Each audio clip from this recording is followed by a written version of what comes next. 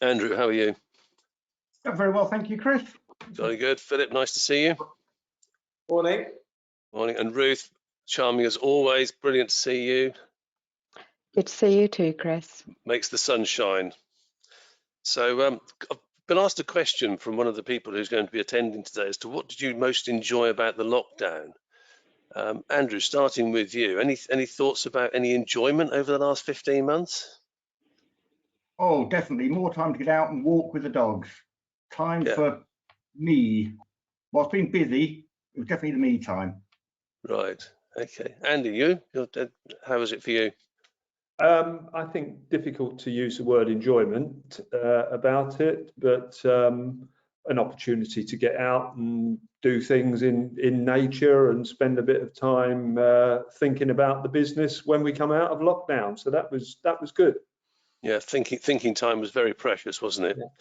Yeah, okay, we're just going to talk to those people who have now joined us. We've got more and more people joining us at the moment. So welcome to today's presentation. The presenters are just having a bit of a natter amongst ourselves while we onboard everybody who's going to be joining us today.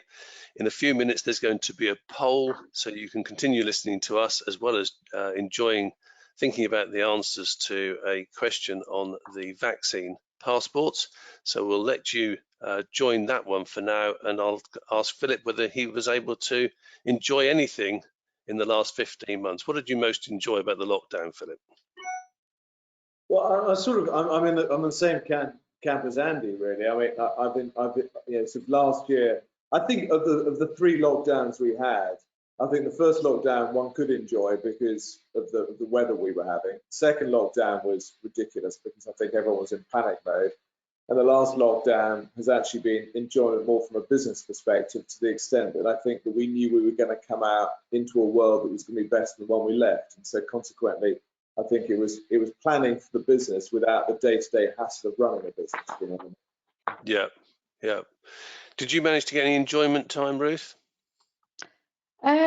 Yes, I did. But I think, to be fair, the last lockdown was very much planning and making sure that we were prepared for the season. Yeah, I think lockdown 3 was a little bit different, wasn't it? Did you feel that it was different this time round, Ruth? Yes, because we knew we were able to start. There wasn't so much uncertainty that you had on the first lockdown. So it was easier for the team, the staff, and also for selling holidays. Customers were a little bit more positive that they would be able to visit. Yeah, okay. And Andrew, I know that you felt that it was different this time round.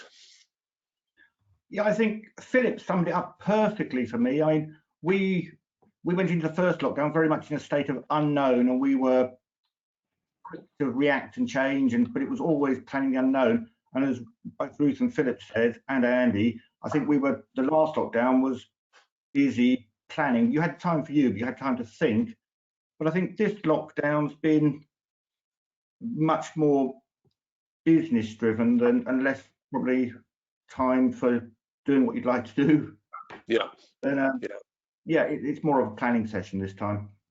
Okay. So that's great. Thank you very much. And so for those people who have now joined us, welcome.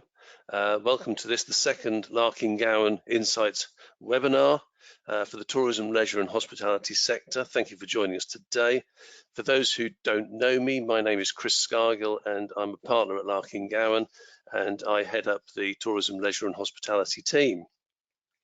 Today's webinar, we will look at the challenges, changes and opportunities presented as a result of the COVID lockdown. There are opportunities and learning points there, and very important, we're going to talk to 4 successful and great leaders in the sector who will be able to share their plans with us.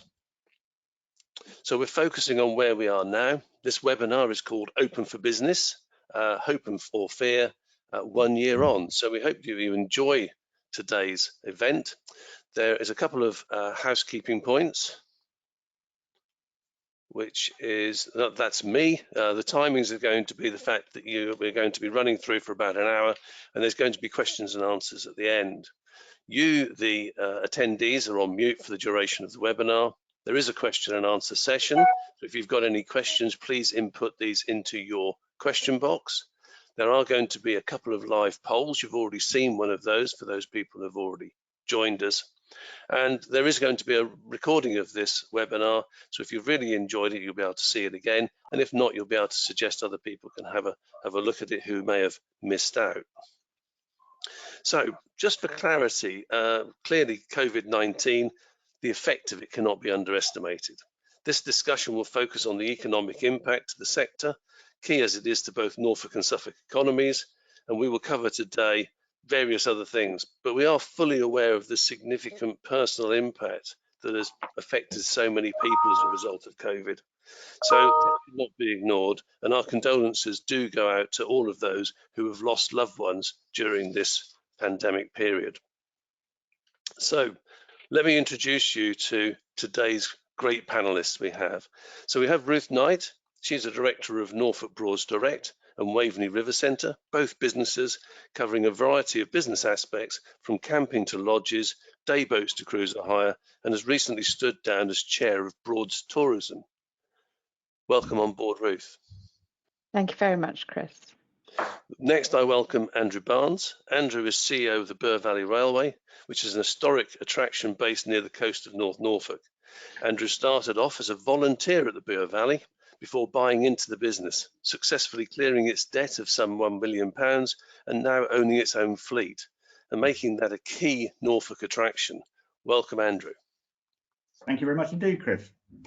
We then have Andy Wood. Andy is CEO of Adnams PLC, well known for its diversity of products, from beer, whiskey and gin production to hotels and pubs, both under the direct ownership as well as managed outlets, widening its ever-growing appeal and a number of retail outlets across the region too.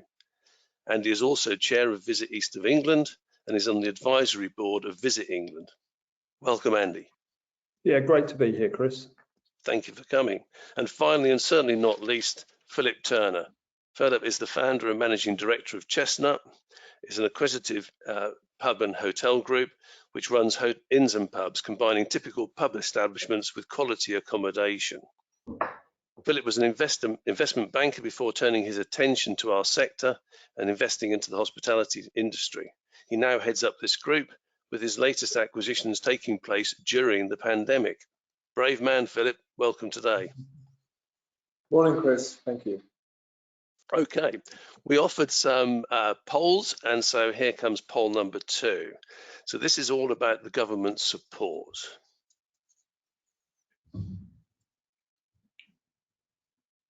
Are we launching the poll, Lizzie? There we are. Sorry about that.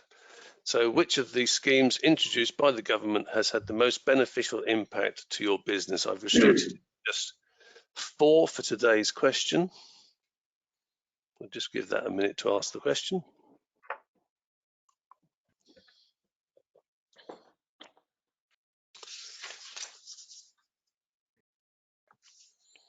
And while you're thinking about the answers to that one, the next section is going to be talking about the road to recovery and update for the year. So, while you're just finishing off the poll, I'll start with Andy, if I may, Andy. It's been a challenging year with various lockdowns, tier systems and everything else that's been introduced. So clearly this has had a big disruption to the pubs, hotels and retail aspects that affect businesses like Adnams. Has home consumption helped address some of the loss? And what innovations have you as a business had to introduce in this area? Well, yes, for us in our particular case, because we have a manufacturing business as well, we have seen our sales through supermarkets and our sales online go up significantly. So that's been very good for us. We've had to continue to innovate. Our website was or our fulfillment, our warehouses were in danger of being overwhelmed with the amount of demand that was hitting them from our online business, and we had to put in place technological solutions to enable us to use different warehouses and fulfill out of shops. So that was important. We've also continued to develop new products, and we developed a new premium English lager during the lockdown period, because we felt that was important to show that we're still around and we're still innovating. So these were important things to do. But yes, because we've got the luxury, some might say, of having a manufacturing business, we were able to keep some of the business going and the cash taps open, as it were. Oh, great.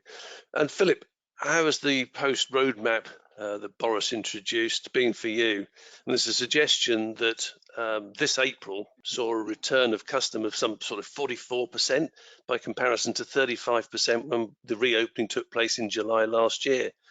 The Treasury suggested that restaurants are up to 2/3 full by comparison to 2019 rates. So what's taking place for you and how are you seeing it?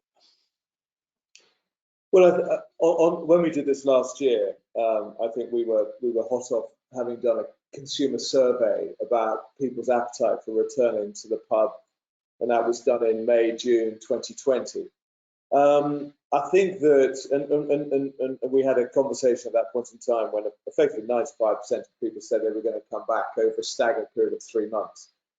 I think the big difference, and as we were talking at the beginning, is that the difference this time is that we are not having any calls from anybody questioning safety, questioning social distancing. It's about, have you got a table?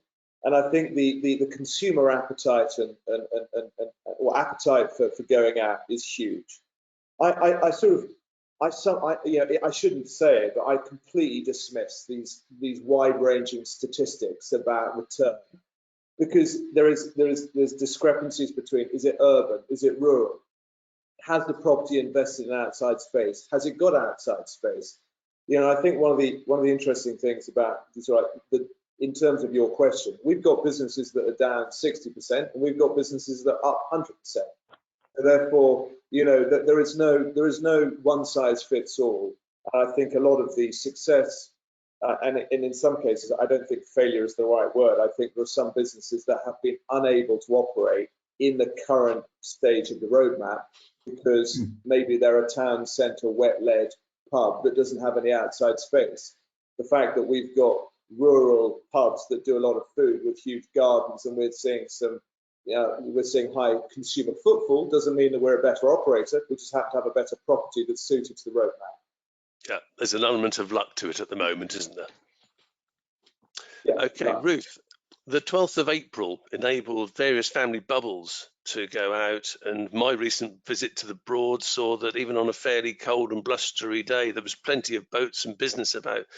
So how have you found the first few days since the 12th of April, and how's it looking for the 17th of May and onwards? Well, it's been lovely to welcome customers back to the Broads in one household. And as you've seen, we have hired plenty of day boats and holiday cruisers. The customers that we're seeing now, with them being one household, have tended to go for the sort of smaller boats. And we're finding that the customers are slightly different than before. A lot of them are planning ahead. They need a little bit more hand-holding on where they should go, what we'd recommend. So you might find that your favourite pub, Chris, may have been a little bit busy because we might have got our customers there first. The 17th of May will see the start of our river trips. And also this year we've had a lot more interest from coach companies and group bookings. That's something that we really couldn't cater for last year. Yeah. So we're expecting to be a lot busier from the 17th of May, and the larger boats and the larger properties are all booked as well. Excellent news. That's fabulous. I mean, Andrew, on the 12th of April, there was the opening opportunity, but you decided to only open from the 1st of May. How's business been for you, and what changes in customer behaviours have you seen, and what type of people are visiting you now? I think as with Ruth, it's been fantastic to welcome people back, and people, as with Philip, we haven't had the phone calls, is it safe, what are you doing about this, what are you doing? It's been much more accepted. It's slightly quieter than it was when we opened July last year, but I think that's the time of year. We're earlier in the season. There's not the mass holiday maker contingent.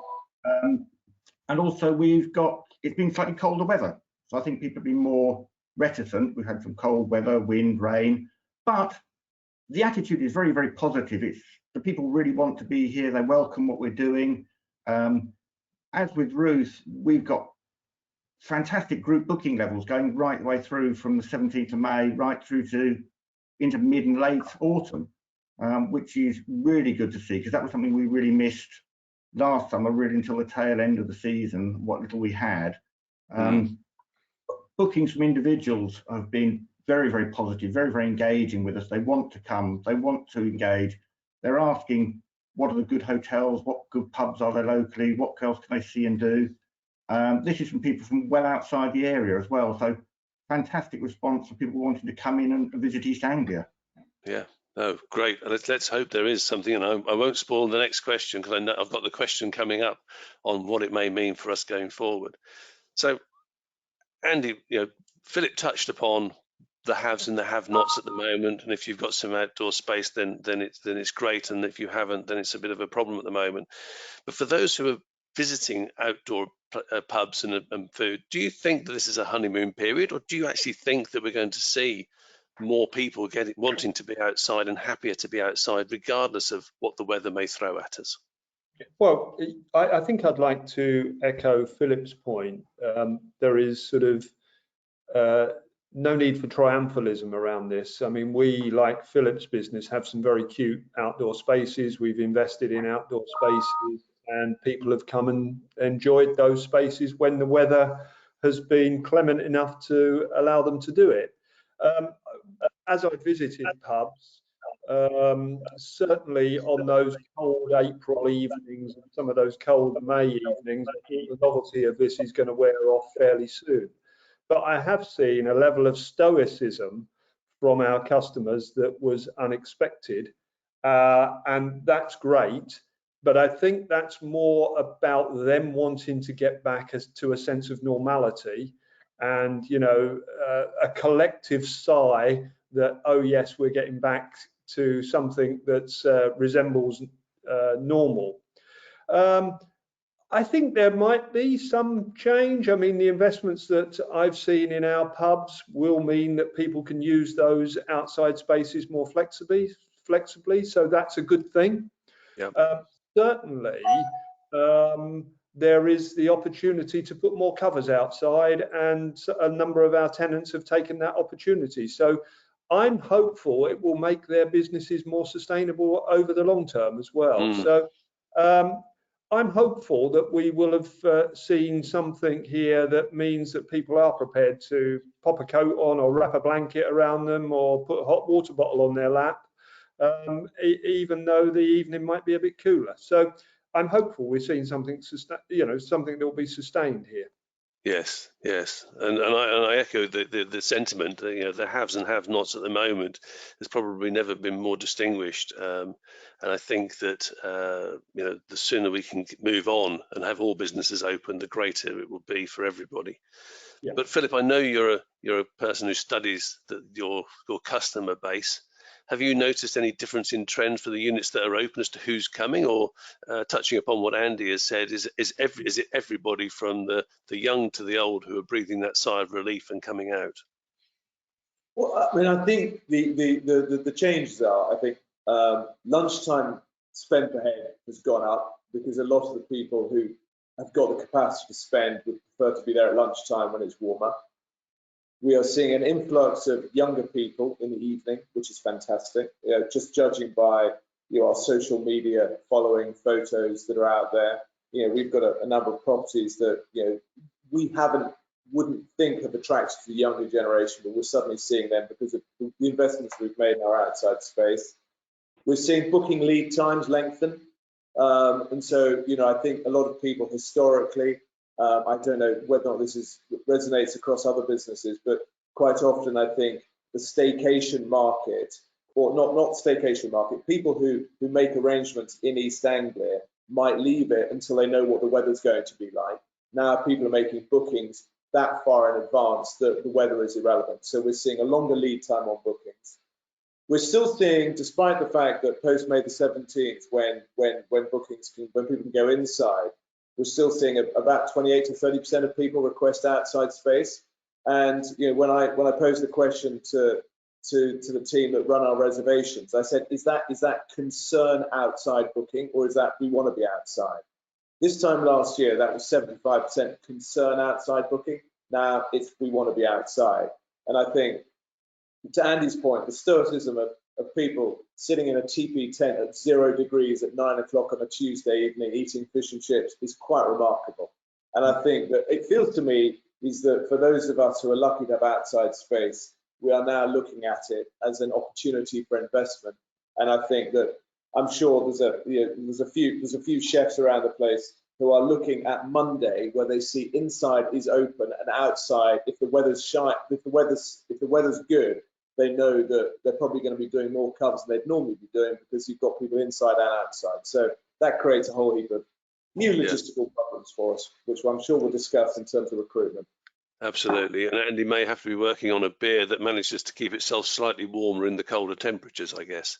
But Andrew, Bure Valley Railway done a fabulous job of over the time of actually getting it debt free and owning its own rail stock. But I know, because I saw it in the press, that you had an issue with a number of your running stock, and you had some technical engineering problems, which I won't get into the detail of. But I know that you went out and sort of crowdfunded their repair. How did that work? And do you think that actually, as a result of the pandemic, people were on the side of tourism businesses and wanting to help differently than that perhaps they would have done had we not had the pandemic?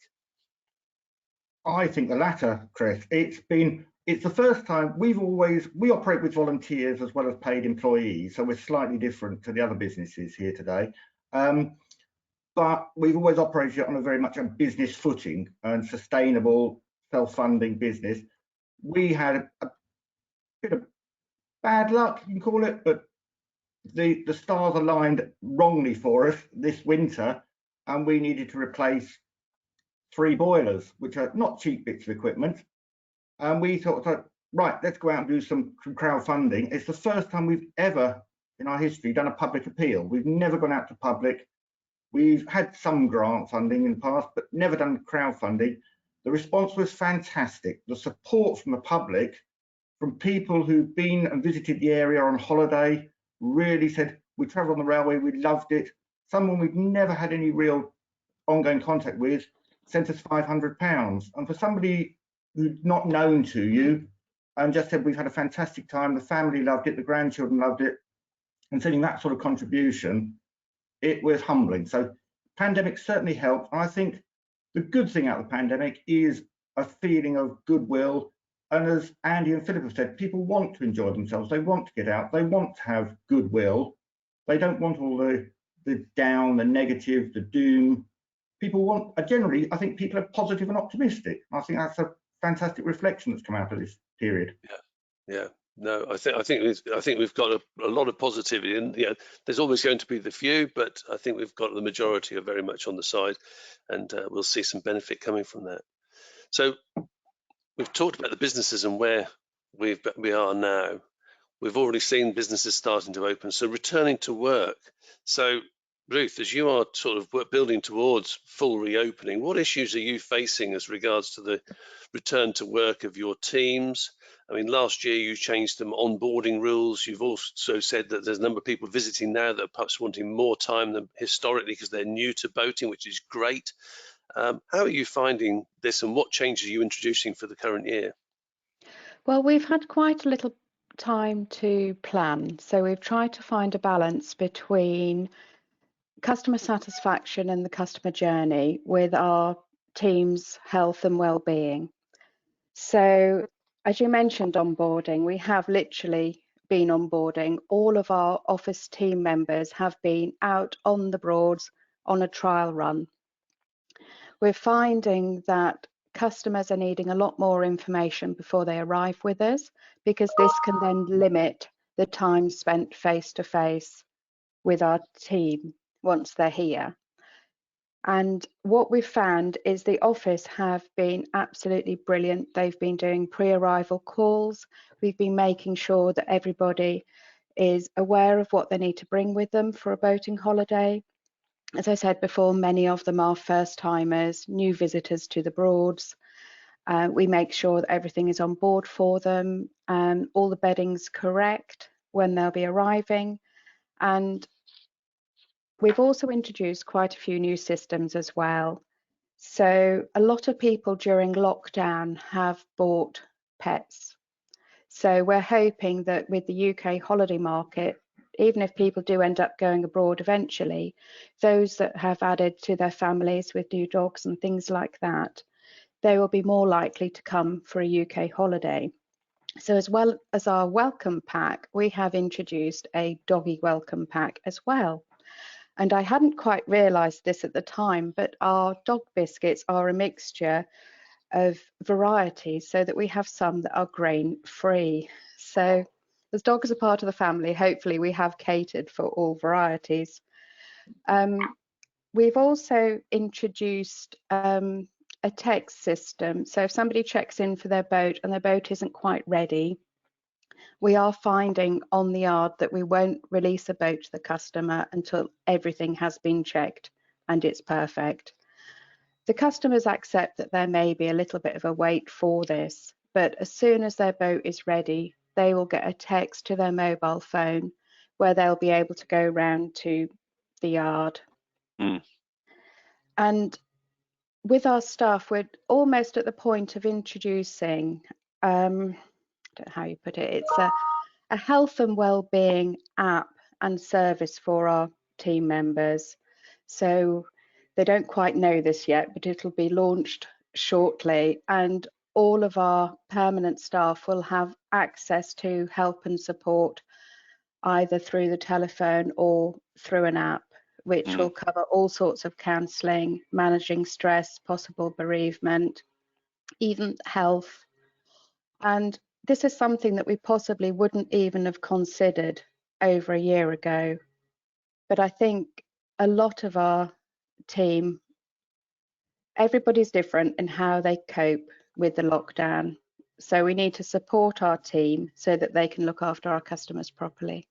Yeah, no, that's great. That's great. And that leads me on to Philip, because I spoke to you and as some of the people who arrived early in this session, they'll have seen us advertising our podcasts, and you were very kind to be a guest early on in our podcast discussions.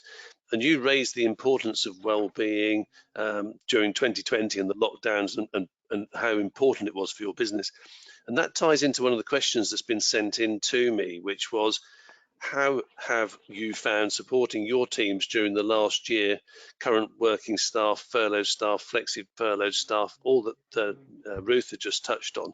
So I guess, how are businesses onboarding their staff back into the work environment? I mean, for some businesses, they've been closed for 9.5 months or more. So how are you onboarding your team, and what are the challenges you face by doing so, bearing in mind the well-being? Well, we were quite, I think we talked about it last time, we were quite public about what we did in terms of setting up a charitable foundation, and that was two objectives. One obviously was to do the right thing, but as importantly was to provide our team with a role outside of work, and I think that worked. We certainly worked. We certainly delivered about 30,000 meals last year. But I think what we realised in this lockdown is that of our team, it probably only involved 10% of our team.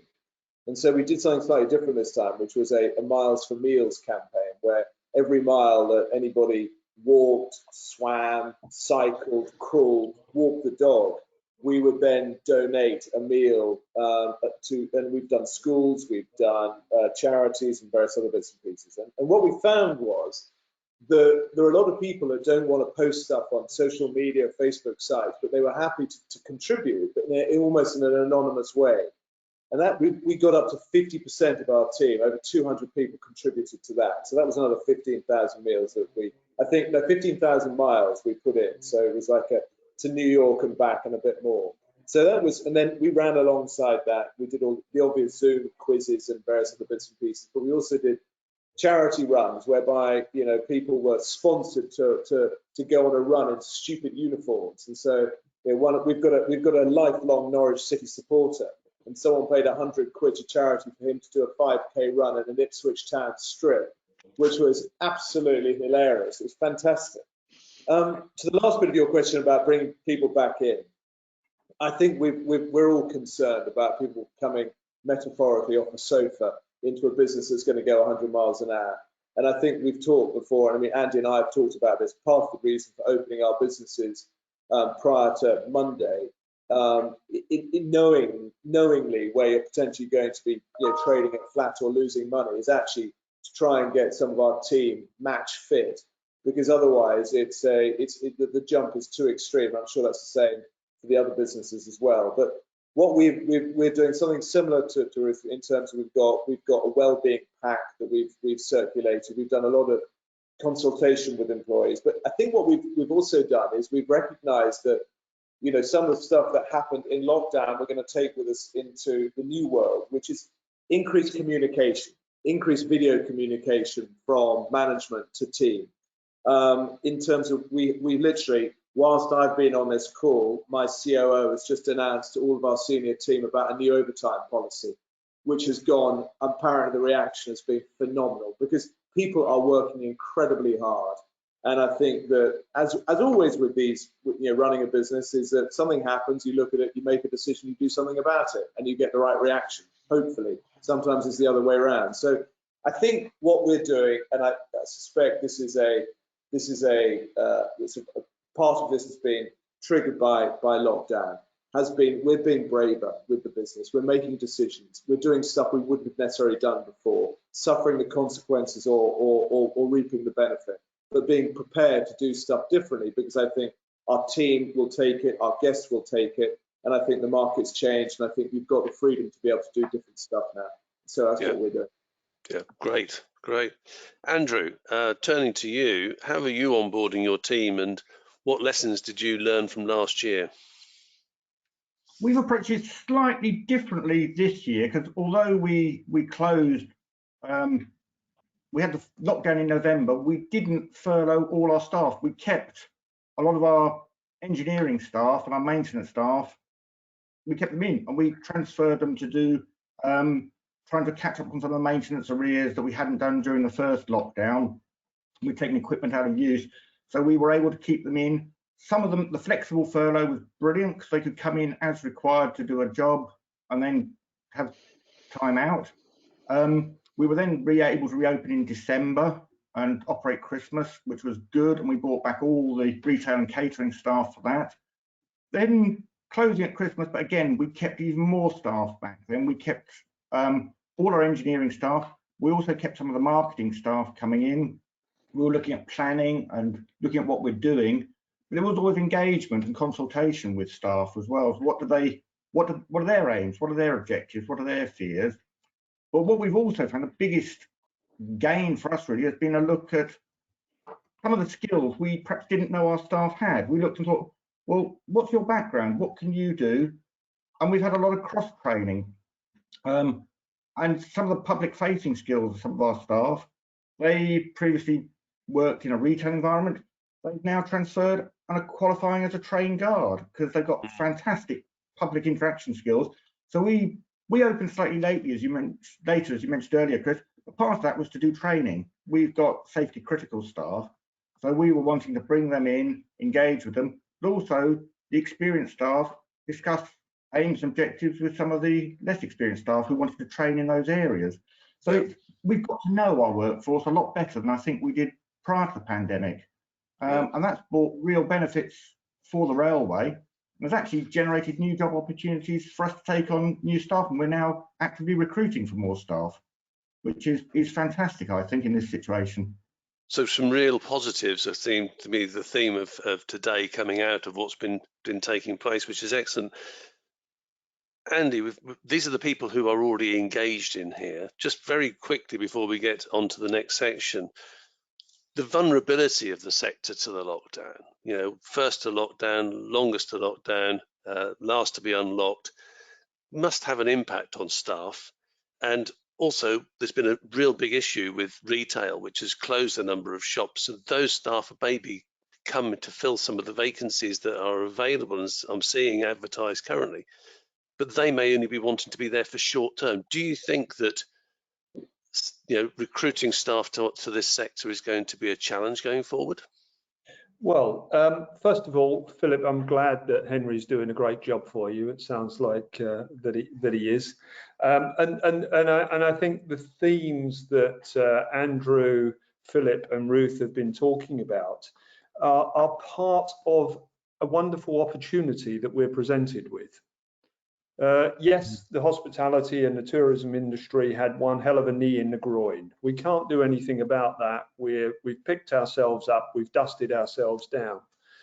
What we've got to do is deliver great experiences for our customers. How do we do that? We do that by having great staff work for us. How do you have great staff work for us? You get the hygiene factors right. You provide them with good, meaningful work. You make sure that they've got a wage that they can live on and do some more with. You provide career progression for them, social mobility. You provide them with collaborative workplaces, and you give them great communications from the organisation to enable them to do their job. If you get those things right, and then you add in a number of the things that Philip, Ruth, and Andrew have been talking about that actually makes people feel they belong. Yes. People will die for a cause. What you've got to do is create a cause, and that's what we've tried to do here. And actually, it becomes a virtuous circle, because we are going to have strong demand this year. There's no doubt about that.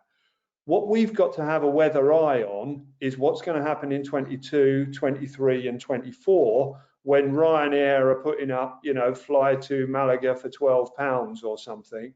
What are we going to do that's going to hold consumers, customers in this part of the world having great experiences in our outlets in those future years?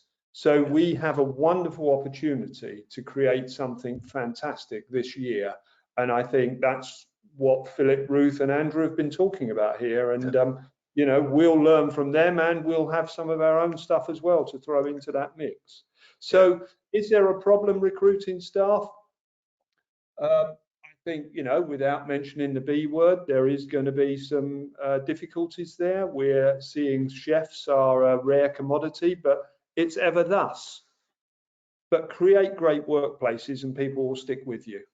Yeah. And that was my comment really about Philip. He's got some great people working for him, and they're delivering great experiences. Yeah, no, great message. And I think that, it is important. We're looking after our staff, and this is an opportunity for seed sowing for the future, both to the staff and to the customers alike.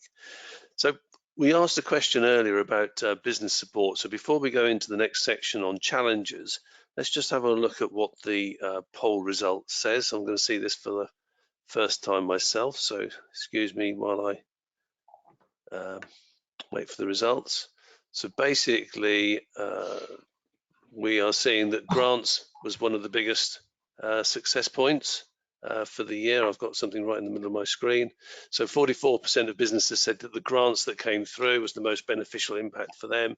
I mean, some of them were were not discretionary. They were just given without having to prove value. So that was great. Second into that was 24% was the VAT reduction. So a mix of messages there, and that's great to see what happens. So thank you very much for all of you who fed back.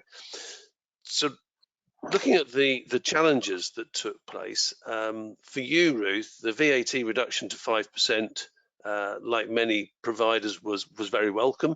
For the cruiser sector, that didn't come along with everybody else. There was a lot more campaigning that sort of took an extra couple of weeks. So not just on your business, but what did you recommend that businesses were doing with that saving? Were you suggesting that they adjust their prices downwards, save the money for business, reinvest it, or consumer cuts? What were you suggesting? Well, we chose to reinvest that money. We generally have a policy whereby we look to the future and continue to reinvest each year the reduction in VAT to 5% meant that we were able to retain our boat building team in a time of uncertainty. They were able to carry on building the boat so that we could actually continue to look to the future. It will vary depending on each business, but you have got to continue to reinvest, as Philip has said. So I think that was key to us to carry on. Yeah, that's that additional value that came. A bit of a surprise, I think, because I don't think any of us potentially ever saw a reduction in that way, but I think it offered that savings. I mean, Andy, Philip, Andrew, I mean, what are your thoughts on that issue? We're going to see an increase to 12.5% and a return back to 20%.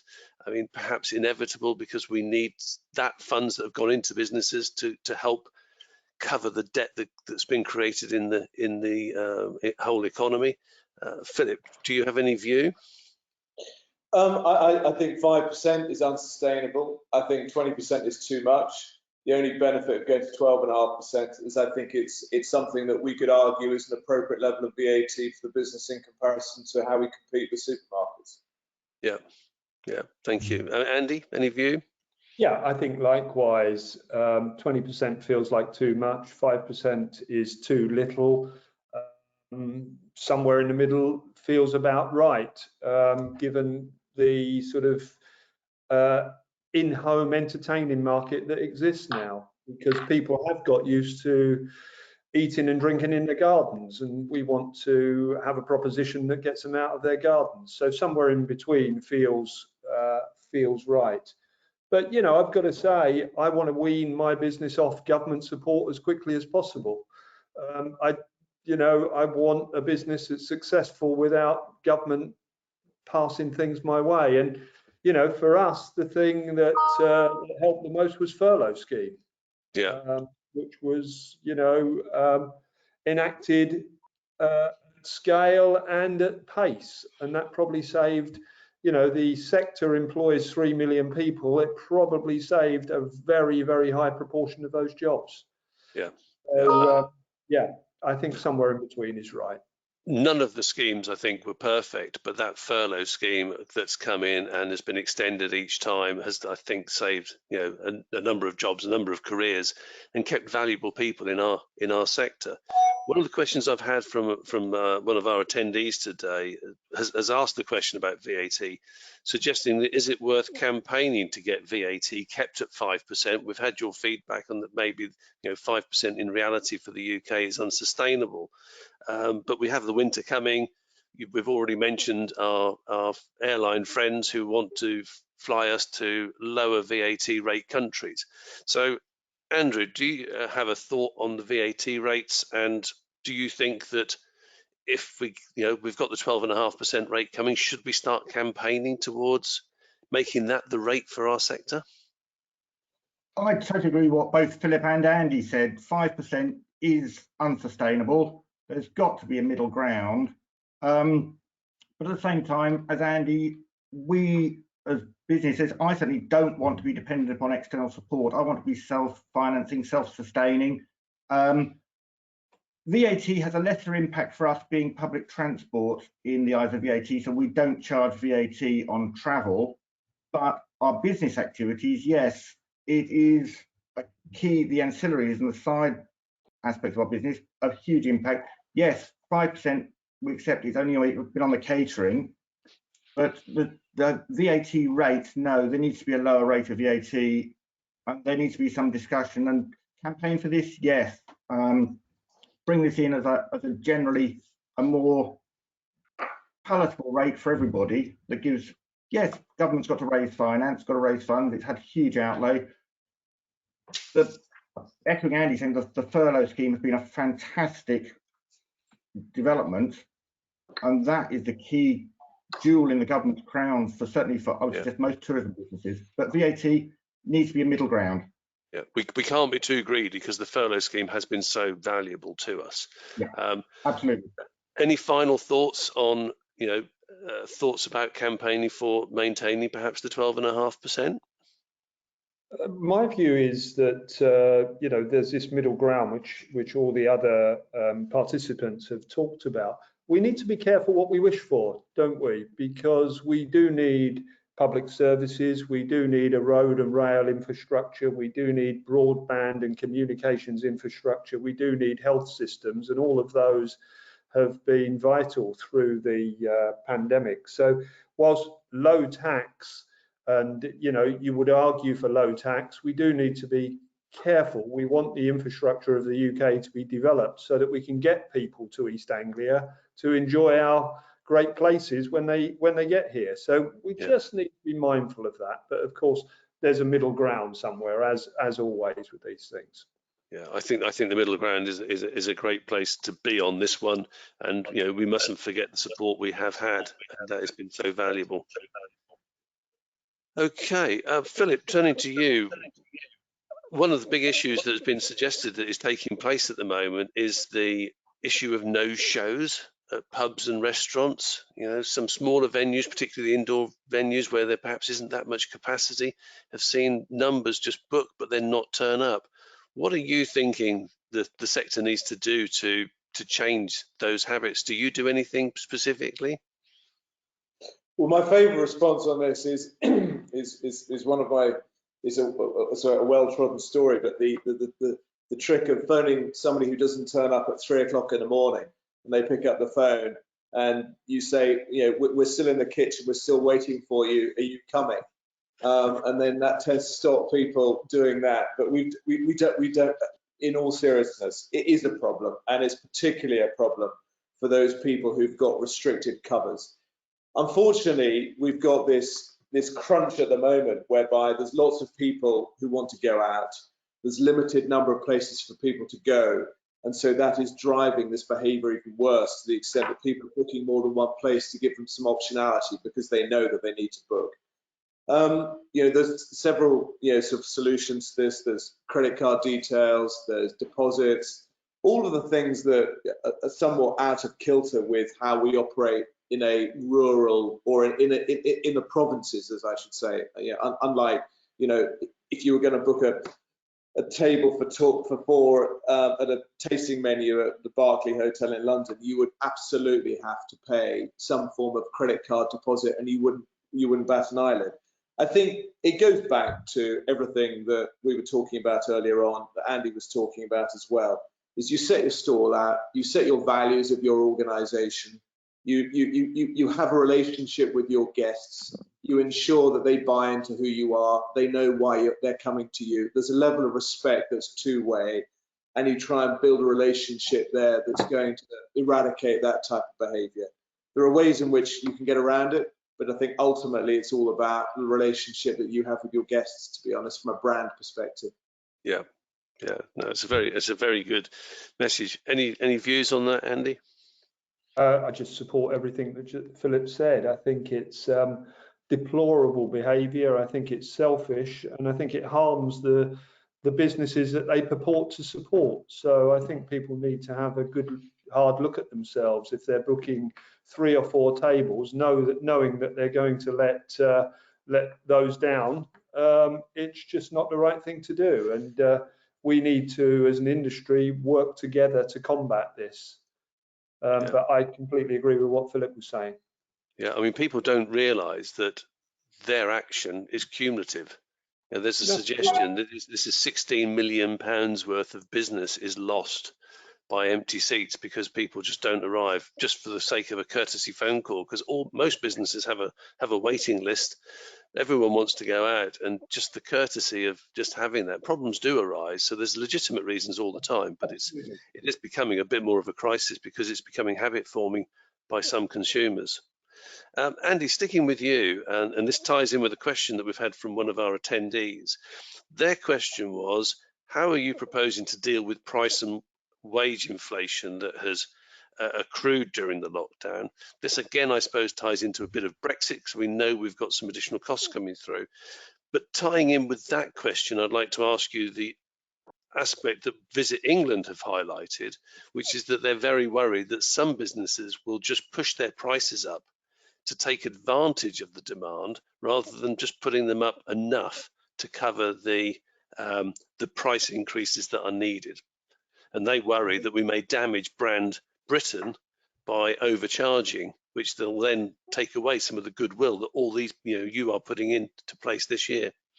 I think I was chatting to somebody from the Bank of England a week or so back, and the debate at the bank has gone from, will we need negative interest rates to stop this metastasizing into an economic crisis, or will we need to put up interest rates to stem some of the overheating that might occur in the economy? And the conversation has swung from the former to the latter. And I think there is going to be inflationary pressure in the economy. There's, some evidence of that. And I think there's about 140 billion pounds of all of money waiting to be spent in the economy. I think this is a question of value.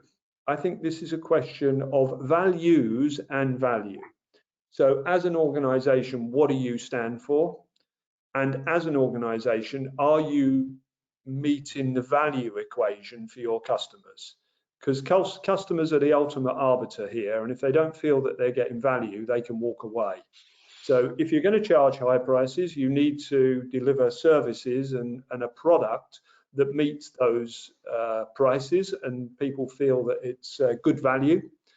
If you're going to operate at the value end, you need to make sure you operate at that value end and you can make money at that level.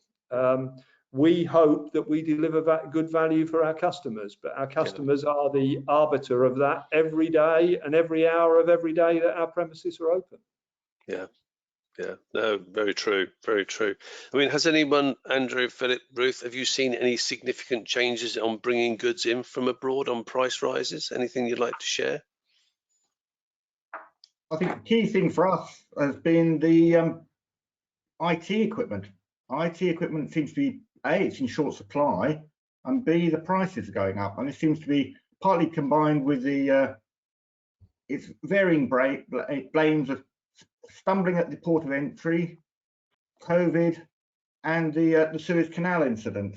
But certainly IT upgrades are causing us challenges, but I think there's also an increasing move with COVID to increase use and resilience of IT. Yeah. So I think, is it the supply, is it the demand? Raw materials are a challenge for us as well, particularly non-ferrous metals coming in. We're seeing massive price increases. So is it short term? Let's wait and see. Yeah. Okay. Anybody else want to comment on that, or shall we move on? Because Andrew, anybody else? No. Okay, Andrew, I'll stick with you if I may. What do you think the key risks are for 2021 as amongst the challenges? I would go almost back to the previous question. I think we as a sector have got to be resilient, but I think we've got to offer fair and good value for money, and we've got to stick to our own values and deliver good value to our customers, because as both Andy and Philip said, they are the ultimate arbiters. If they feel they've been ripped off in Britain, we're forcing them, per se, into the hands of the budget airlines to go to Malaga or Spain or further afield. But I think it's a golden opportunity for us to show everything that Britain, and particularly East Anglia, has got to offer. Right. Welcome people, let's show them what we can do and be proud of our offerings. I think if they've got good accommodation, good food, good attractions, and generally we're one of the driest areas of the country, so generally good weather, let's show what we've got to offer. Brilliant message. Ruth, any thoughts? Well, one of the challenges for 2021 for us is the fact that we haven't got much left to sell in the way of accommodation. We're getting a lot of inquiries and we can't meet that demand. So as Andrew has said, and we need to make sure that we look after all of these customers now while they're here with us, whether they're on holiday or visiting attractions or locals, because we need to make sure that they do come back in 2022. Right. Excellent. Okay. sorry, slightly distracted by the fact that I'm going to make sure that our questions are open. So if anyone's got any questions for the panel, we will be moving on shortly onto that area. We've already asked you a question regarding one of the polls, and it was touched upon the vaccine. That was the one that had a few of you entered into, so I appreciate that not everyone was on board by then. But the poll number 1 asked about the vaccine and whether that should be rolled out now. There's some positive and negatives towards it. So what does the poll say? Lizzie in the background is going to give us our result. So basically 53% of those people who participated said that yes, it would be great to have a scheme in place in the UK for hospitality to get normal service level back and confidence, that word confidence. But 1 in 4 businesses did say that they felt it may be impossible to manage. So very interesting results. Andy, I appreciate you haven't had time to absorb those, but any thoughts on that, on the vaccine for businesses as a whole, just as well as yours? Well, I think the poll probably reflects where customers are as well. I think there is support for this thing out there. Now, it has to be easy to operate at the coalface. It shouldn't be discriminatory, all of those things. But if all of those things are equal and it enables us to move to full capacities quicker, then we should be supportive of it in my mind, and I think that's where the general public are too. Certainly what I've seen in the media. Yeah. Any views? Share that with any differing views. Excellent. Okay, thank you very much. So I'll keep the sort of questions open now. So we've had a significant amount of support given to the sector, and as we've touched upon before, we have got this issue of affordability to the sector. But perhaps in our area, we're seeing funding that maybe we haven't seen before. The government has also identified the value of the jobs in our sector. Do you think that we're going to see a long-term change? I'm not talking about funds coming in now, but do you think we're going to see a change in the government's view on the importance of the tourism, leisure and hospitality sector to well-being that sort of benefited so many when it opened following lockdown? I mean, any thoughts, Ruth? Well, I think it's quite hard to say, Chris. I mean, you've got to have customer confidence, haven't you, for people to be able to visit the local areas. I think with the lockdowns themselves, a lot of locals have discovered things on their doorstep. The Suffolk Wildlife Trust have just opened a new playground at their visitor centre at Carlton Marshes. They didn't say it was opening on this date, and they have discovered that locals have discovered it, and various mums, so they haven't done any promotion, a soft opening. So I think supporting businesses at a local level has helped tremendously. Yep. With the opportunities, being outside, discover what's on your doorstep. I think that's key really for the moment. Okay. Do you think that we'll see any changes, Philip, from central government to support our sector differently? Well, my view on this is that, I'm sure many of you are familiar with the work that Kate Nicholl has done for UK hospitality. And I mean, she has been a flag waver of immense strength all the way through this. And I think that she single-handedly, well, with a lot of support from her team, has got this firmly on the government's agenda. And I think that the fact that I suspect that most people could now, quote, 3 million people work in this sector. What's the value to the sector? That information wasn't available. It was available if it wasn't accessible. Yeah. And I think that, is that during this crisis, pubs have been at the centre. We were the first to get locked down, last to get taken out, which is annoying, but that's just the way it is, and we can't do anything about it. But what it has meant, if you're at the centre of the problem, you're also at the centre of the grants and the support the government have given. There's plenty of people who operate in all of our supply chains that have not received help in the same way that we've been helped. And I think there's still work to be done in order to be able to make that happen. So I think generally, you know, the acceptance, also the awareness of the importance of hospitality tourism to the UK economy is people are much more aware of that. You know, we saw, I know we haven't got to the conclusion, or we haven't got to the conclusion we want, which is a dedicated minister for hospitality. But these things won't go away. And I think that, you know, and I think that as we come out of this from a recovery perspective, I think you'll start seeing the Chancellor start banging the drum for hospitality, because we will be the first out the door that's going to be generating, it's going to be paying back some of the costs that furlough have been to the Chancellor. So I think they've nursed us on the way into the recovery, and I think they'll try and celebrate us on the way out, I suspect. That's a nice way of putting it. Andrew, any thoughts? Yeah, I think it's, on a positive note, I think it's heightened awareness, because I think I've had fantastic engagement with local MPs, and through that access into cabinet as well, and highlighting some of the challenges we faced during this period. And they've been interested, they've taken us seriously, they've listened, they've heard what we've got to say through both the select committees and the APPGs. They've listened to what the sector is and the challenges we faced. And I think, as Philip says, they will, I think I've got a better understanding. I think it's a positive to come out. And I think they will recognise the contribution we made back into the Treasury. And I think we've retained jobs, and we've got these people that we want to reopen and contribute again. I think is hopefully they'll recognise that, and they will have a greater awareness. In terms of what support will be there, I think there will be some, but I think certainly a better understanding of our sector and what we do and how we contribute to the wider economy of the country as well. Yeah, thanks. Andy, I know that locally there's been some great campaigning for the Visit East of England area. That's come through from funding during the pandemic, which has kept everything alive. You've mentioned the 140 billion pounds that is available. We hope the majority of that will come to our shores, I'm sure.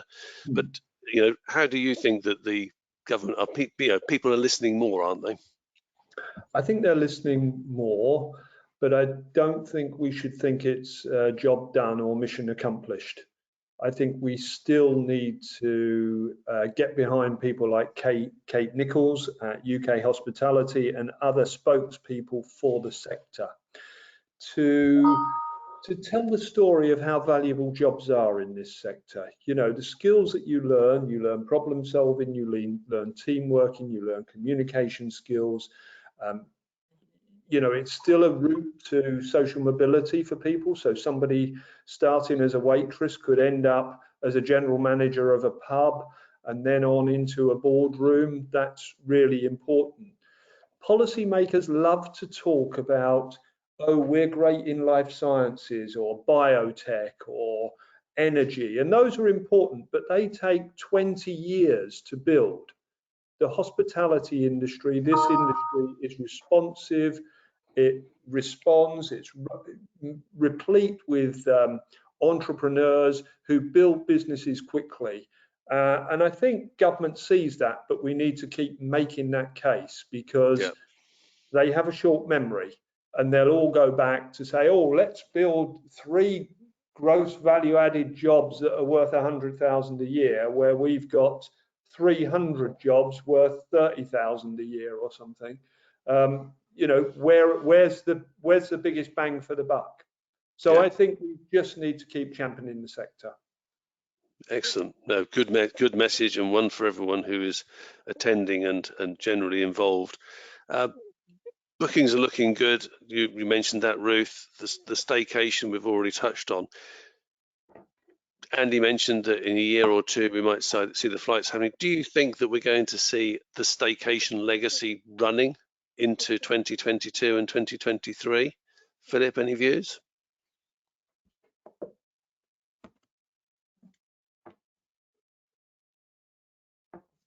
No, Philip's gone on to, so I don't know whether Philip's got a problem. So Andy, I'll take that one back to you. Any thoughts on 2022 as to the success for the future? I think it's entirely in our hands. It's entirely in our hands. You know, we have a great opportunity. People are going to stay in the UK and holiday in the UK. Let's deliver fantastic experiences that deliver value for money for them in whatever that value for money equation is, at the premium end or at the value end. And let's make this be something that happens every year in our region and in the UK. Yeah, brilliant. Brilliant. Okay, we're going to move on to the questions and answers now, because there's a question linked to that, and I don't know whether you're back in, Philip, and I'll ask you first, if I may. The question was, how can we encourage those working from home to re-engage in their local area? And are there any campaigns that we should be undertaking to target this group? Ruth touched upon locals finding us, so any thoughts on that? Interestingly, is that we're hoping that this change in consumer behaviour is going to equalise trade that we do over the week. So if people are commuting or working away from home, conventionally Monday to Friday or Monday to Thursday night, is that Friday night, Saturday night, Sunday lunch become the go-to slots to go out for lunch or dinner with family friends. I don't think we've seen enough data yet, but I think we will see. We are in the process of making our premises more accessible with an offering midweek between. We want the tills to be ringing all day. So if I can get the tills ringing between 9 o'clock in the morning and midday, or between 2 and 5 o'clock in the afternoon, that's positive for us. We need to create an environment for that, and so we're setting up a series of Chestnut business clubs whereby people can effectively either subscribe, they get free tea, coffee and Wi-Fi access, and you're making a bet that they're going to stay for lunch. And so I think that we need to, in our world, we need to, just in the way in which the whole regional office thing, the WeWork model is starting to happen, is that there are businesses that are setting themselves up where you can rent a desk in a regional town centre, where you rent a desk for as little as 25 or 50 pounds a week, because people actually working from home works for a while, but there comes a point in time when you want to leave home and you want to go to a different place. You don't necessarily want to go to an office, your office, you don't want to go to a town, but you want to go to a different environment. And I think that what we're starting to see is a slight change in behavioural habits around that. And we've got an opportunity, if we're open and we're paying people to look after people, let's try and look after people doing what they want to be doing. Yeah. Brilliant. Are you doing anything, Andrew, to attract people from the local area into your business? I would say at the moment, the majority of the people we are seeing are from the local area, both for the leisure, but we've also had people coming in. We offer free Wi-Fi at both our stations, at the main ends of the line. We're seeing people come into the cafe, they'll be meeting a colleague or something there, but also they're then coming back with their families. So I tell you what Philip's saying, create an environment which enables people to want to come back to you. A lot of people discovered us during the lockdown, as hadn't realised you did this or what you were capable of doing, and they're coming back. And I think we've got to keep that presence and awareness. Echoing what Andy said, let's not say it's just take it for granted and rest on our laurels, but let's just keep up that awareness. Increasingly, social media, we're seeing a huge uptick in people engaging with us electronically and digitally, both for booking, but also in what we're doing and when we're open, and social media contact. So I think if we can keep that up, that's a learning point from this as well. So yes, engage with the people by the means they're using, and that's increasingly digital. Yeah, excellent, thank you. Andy, I've got another question that's come in. If you appreciate, you may not have much information to hand, but over the next 3 months, what is your planned marketing spend? Will it increase or decrease compared to pre-COVID levels? Okay, I'll come to that, but I'd just like to build on what Philip was saying and Andrew with the other question. And Philip talked about the WeWork model, and I think there's something in that. I was reading a report the other day, and it was talking about the likes of KPMG, Barclays, HSBC. There's 1 million people not going to go back into their offices. And there is a great migration taking place to East Anglia, who are people who are moving to this part of the world thinking that they can work from home. In that report, it said, work from home, work flexibly, but don't isolate. So how do you create a wee village? And pubs and restaurants are usefully located to make something happen around that. So I think there's another opportunity in all that. With regard to our marketing spend, it's a very live topic.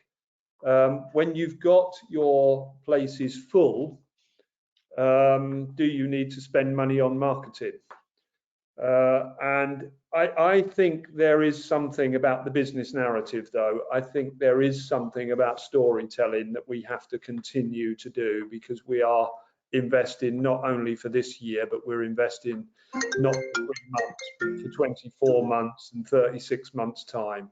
So we've got to keep our brands in good health. There's no doubt about that. So the person who pulls back their marketing spend because I'm full at the moment may not be investing in their future business. Yeah, that's good. It's a very, very, very good message. Again, Ruth, you've mentioned that you're full, but I'd imagine you are still maintaining some marketing presence to attract those who are coming this year to buy next year, and for all those people who can't get in to buy for next year as well. That's right, Chris. I mean, we have reduced our marketing spend, but it's more a case of we've decided not to spend it just yet. So previously, pre-COVID, we had a lot of information out there in print that once the pandemic hit was completely irrelevant.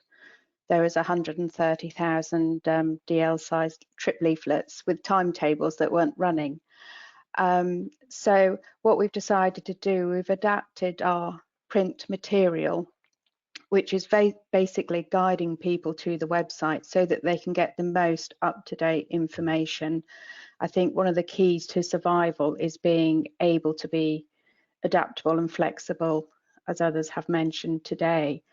So whilst we haven't invested so much in printed literature, we are reserving that marketing spend if we need to adapt a social media message or a promotion or a campaign that will be targeted at the appropriate time. What we found last year, things were changing literally overnight. There was no notice given as what you can and you can't do. We've had a lot more time to prepare during lockdown, so we may have a plan A, plan B, plan C. Customer communication is key. Even if you just let them know things have changed, we'll send an email and we will get to you. Don't call us, we'll call you. And then if anything were to happen to their holidays, we could contact them in date order. Yeah. So at the moment, we haven't spent as much on marketing. We are looking to promote next year. Our bookings are higher for the following year than they've ever been before, but our marketing spend now, a little bit is spent on customer satisfaction, making sure that they're having a good time now. Yeah, customer experience and everything that goes with that. And again, the nature of the marketing may change, as you've indicated. Rather than advertising for something that's happening now, it may be more of a branding thing, because we've got to remember that in a year or two's time we will be competing again with our European friends, but also we are also competing with other locations in the country, aren't we? Philip, any different changes to what you're doing at the moment?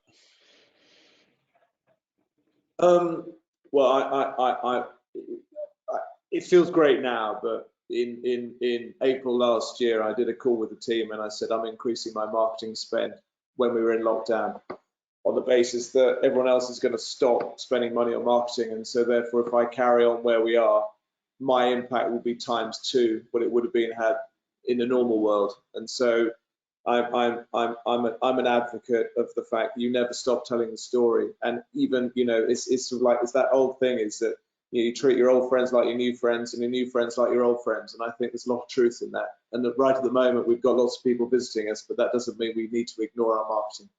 We've got to tell stories. Yeah, Yeah. And I think a big part of that is everything that Andy does. From we talk about celebrating East Anglia, and we don't talk about having a great pub in a particular village, or we don't talk about having a great hotel on the Suffolk coast. We talk about East Anglia being the most fantastic place to visit. So I want Andy's pubs up and running. I want my pubs up and running, because when someone comes to visit us in East Anglia, they're not just going to go to an Adnams pub or a Chestnut pub. They're going to want to visit multiple places. So we're all in the same boat. Yeah.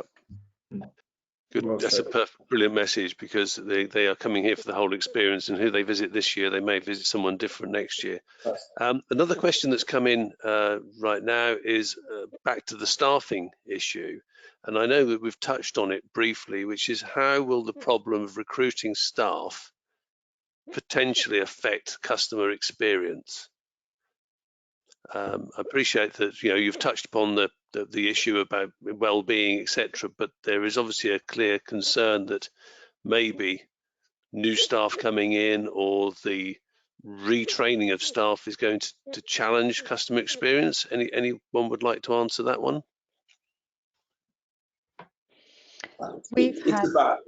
Sorry, Ruth, you go.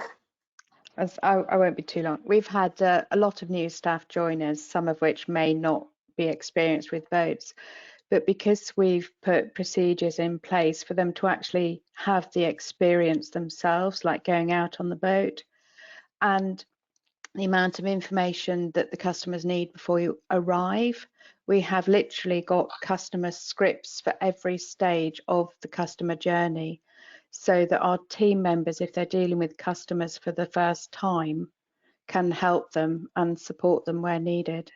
Yeah. Planning. Philip. I was going to say something very similar, but I think that the important thing is not to chase the pound this year at the expense of losing it next year.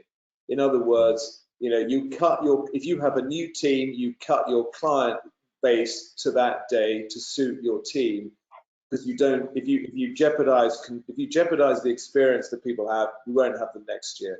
And we all intend to be, hopefully we won't be doing this webinar next year talking about COVID. Hopefully we'll be doing this webinar next year talking about how great the summer bookings look because we delivered this year. Yeah, absolutely. And I think it is that planning, that strategy, that getting your teams involved and knowing that the team is the important bit, because the experience, I think we're going to see an opportunity for a lot of businesses to make another first impression. And that's going to happen on the 17th of May. It's already happened on the 12th of April. It's going to happen on the 21st of June. I think we're going to see some changes that actually give people 3 opportunities for first impressions in this year, whereas normally you've only had 1 when you first opened. Andy, any thoughts on that point? I think, the guys have covered it, really. One has to keep a weather eye on the future as well, deliver great experiences, make sure your staff are trained. We've taken that opportunity, and I'm sure everybody else has, through the early period as we emerge from lockdown. Ensure your core team are supported so that you can buddy people up. Have staff who are very clear about their purpose and their mission, and that they are good communicators and can train new people into the team. Yeah. But I think, as Philip has said and others have said, keep an eye on that experience, because this is a real opportunity that we have. Absolutely. I've got another question that's come in, and it's regarding international business, and the individual concerned suggests that the majority of their business is dealing with international incoming travellers, and clearly they've had a period where they've significantly been impacted, and there's no likelihood of that changing. The question is, what would you recommend for such a business? I appreciate it's a bit difficult and an open question, but anyone got any initial thoughts? Andy, if I could ask you, from your Visit East of England position, I know we're trying to attract people in, so again, I guess it's a long-term advertising game, isn't it? It is. It's Visit England are concerned with really domestic tourism. Visit Britain are concerned with brand Britain.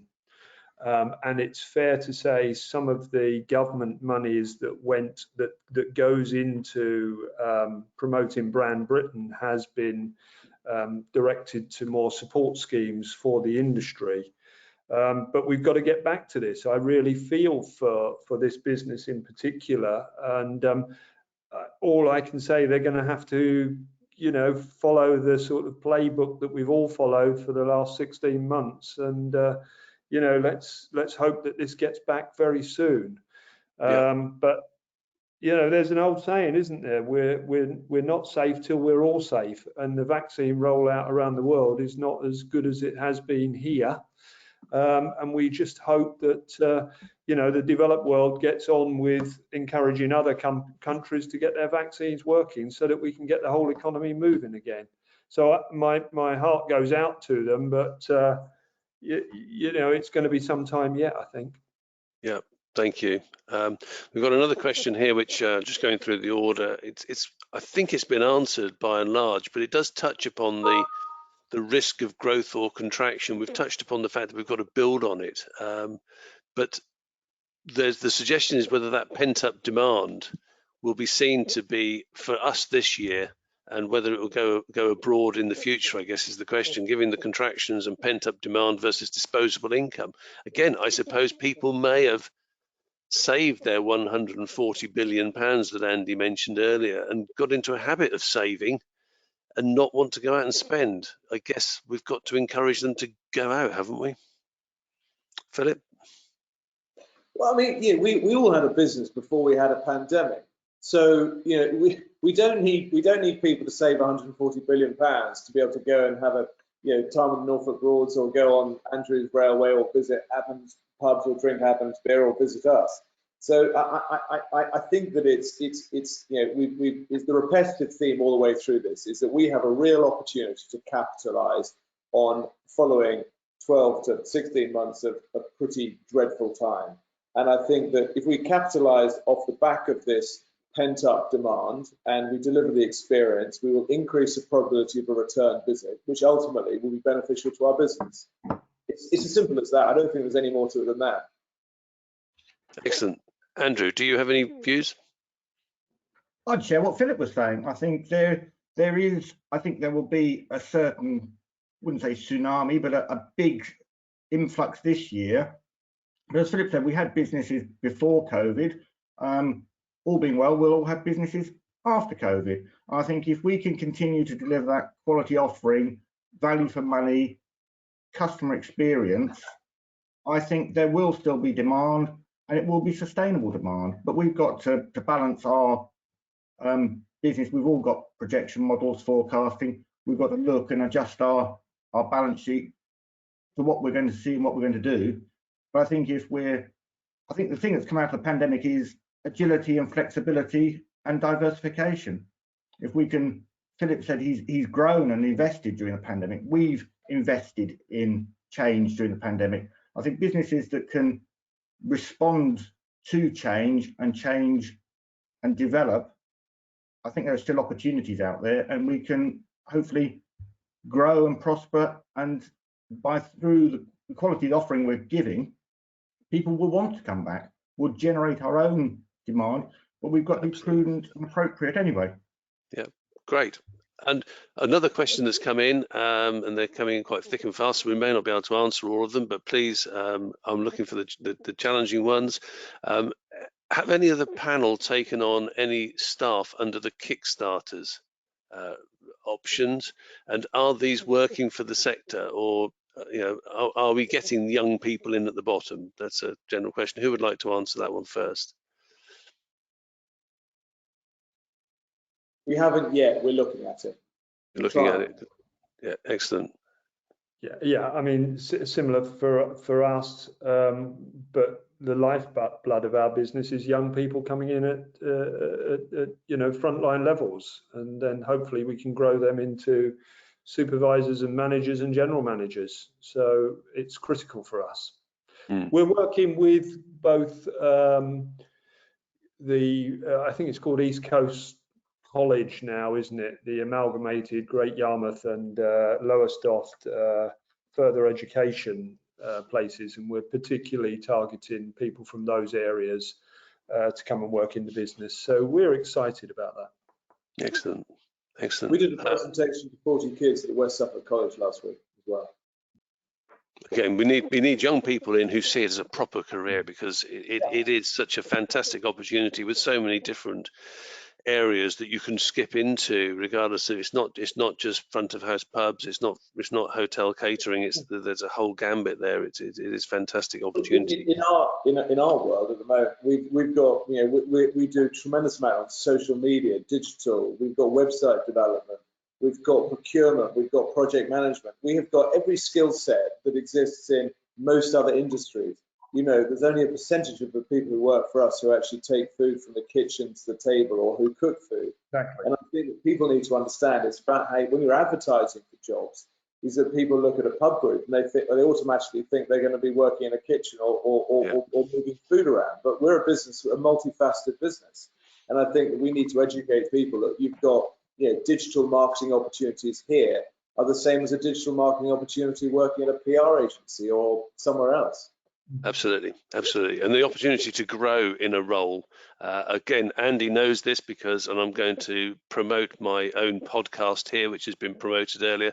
In the podcast that we interviewed, and it's live this week for those who haven't listened to it yet, Karen Hester, who by her own admission went from mop to top. She started off at Adnams 30 years ago as a cleaner and is now the chief operating officer. And it's just a great story where she went from what she did, the different roles she did, how she improved and got better. It's absolutely inspiring and a great listen. So thank you for that introduction, Andy. One more question from one of our attendees. Coming out of the pandemic, there is bound to be team members who need support. You've all mentioned about the well-being that you are doing internally. The attendee has suggested that there is this hospitality action group that is a wider group that people can get help from. And the question is, are you aware of it, and how can we promote the profile of hospitality action greater in the East? Andy, we're aware of it. We've raised money for it. We've got a number of our team members who've used it, and I know the guy that runs it in the East, and we're part of a panel that helps advise on how to make the services of hospitality action closer to those people that might need it. So we're very aware and we use it. Excellent. Yeah, we're aware of it, but we've also tried, a bit like Philip, we put our own hardship funds together to help people who may have run into hardship during lockdown, and we have quite a sophisticated support infrastructure for our team members, all of which is confidential. But we should be doing all we can to promote these things, because it can be a lonely world out there for some of our people. Yeah.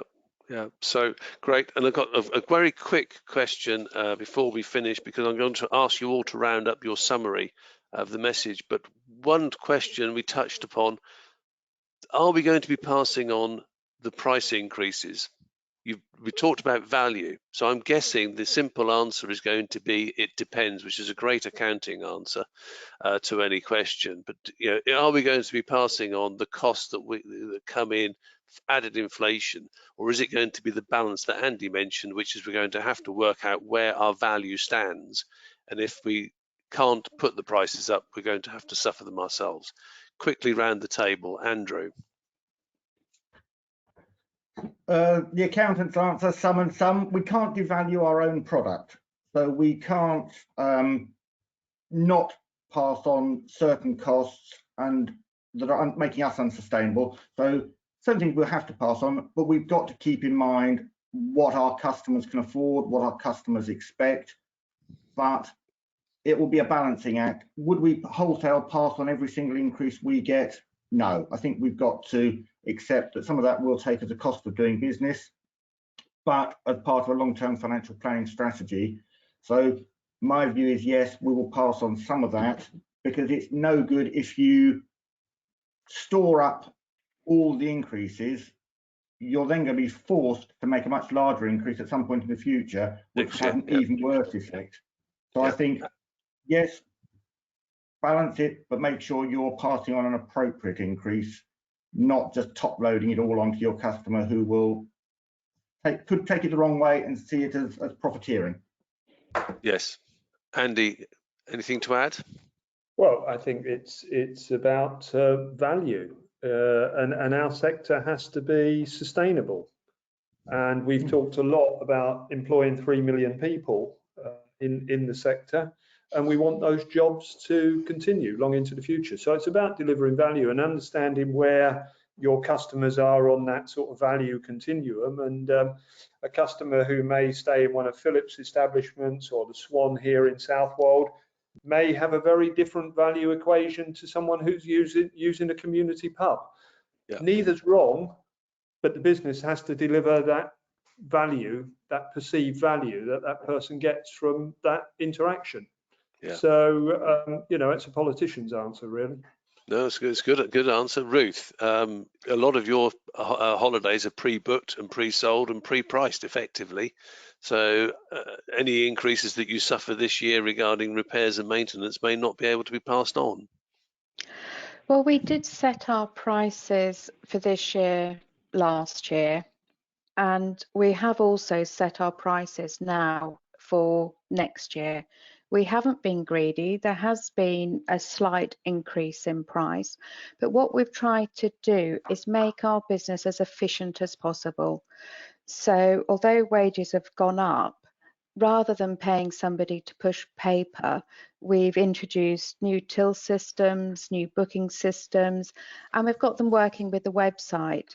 So the wages we're paying, our staff can be working on the product or on the customer experience.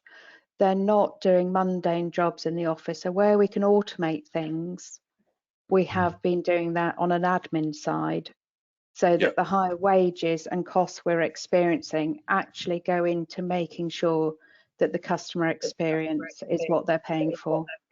Excellent. Philip, very briefly, I'm conscious of the fact we've added value, talking about what we're doing for the whole sector. We've added value by going over by a minute. Any final thoughts on that point? Nothing to add. Okay. Thank you very much. I'll start with you then because we're reaching the end. What to you is the most important business lesson you have learned from the pandemic? Be brave. And I will publicly thank Mr. Wood for this. He delivered a gentleman to me that I should interview in October last year. The most expensive hire we've ever made at the least appropriate time. And I made the decision to hire him. And it was a very nervous decision, but absolutely the right thing to do. When good people walk into your business, however fearful you are, find anything you can to make that hire happen. Yeah, get them on the bus. Yeah. Excellent. Andy, from you, any most important business lesson you've learned from the pandemic? Listen, I had an English teacher who said to me, "You've got 2 ears and 1 mouth. Use them in that ratio, and listen to our customers, listen to our team." Excellent. Ruth, same question to you. You've got to be flexible. So the key really is being flexible, being able to adapt, and communication both within the team and within the customers. Lovely. Andrew. Ruth just taken my line. So it's flexibility, adaptability, and engagement. Taking Philip as well, be brave, go for it, grasp opportunities when they present themselves. Because if you've got the courage of your convictions and you know what you're doing is right, it's a good business opportunity. Be brave, take it, go for it, and it'll reward you. Excellent. Thank you very much. And thank you to the panelists today, because I think it's been a great insight. Again, I will promote our little tiny podcast because we've had great conversations with Ruth and Philip, sharing far more information than they've been able to share in the limited time we've had today. We've got some other great speakers that will be coming your way. I'm sure I'll be able to get Andy and Andrew on board, as well as their other team members, because it is really a great thing to share, and sharing stories and business opportunities is something that helps everybody, and that's what we're intending to do through that series of promoting what they do, their tips and everything else. Well, time has gone absolutely, it's like no business today, really quickly. I'd like to thank you in webinar land for listening to me today and listening to the team and the guests sharing their information. As a reminder, this webinar has been recorded and will be available after the event. Thank you for the challenging questions that you've submitted during the webinar. I hope I've given them fair airplay. I think the team, we will look to answer some of the questions that we haven't got round to doing. And again, what we'd also ask is for those people who have attended, we will be asking for your feedback. It's very important. We'd like to know what you love, what you don't like, what you'd like us to do next time, and whether you think this sort of series of insight webinars is really of use to you. So again, an exceptionally big thank you to the panel today. It's great that you share your honest feedback. You've been open, honest, and fair and reasonable throughout. And I'd really like to say thank you from the bottom of my heart for joining me again today. And thank you to everybody else. We'll now say goodbye. Thank you. Thanks, Goodbye. That's excellent.